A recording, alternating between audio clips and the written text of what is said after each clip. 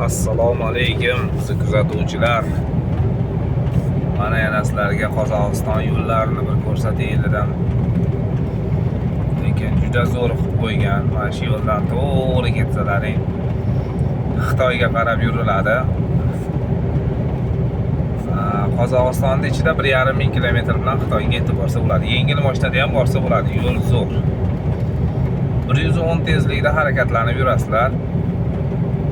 Yengil mashinaniki, gurzovoylar kelsa 90 tezlikgacha ruxsat berilgan.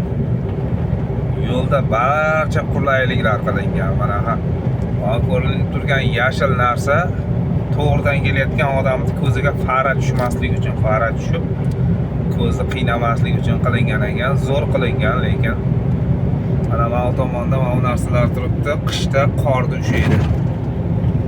Zavor qilingan. Qishda qorni hali qurib ketgandan keyin hashaylar uchishini, shunaqa narsalar ushlab qoladi.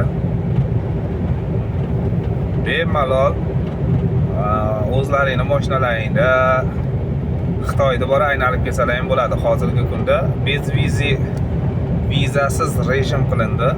Xitoyga borib kelsa bo'ladi. Borib даже savdo qilib kelsa bo'ladi hatto. Rasm buyumlar arzon deyapti. E'tiborlaring uchun rahmat.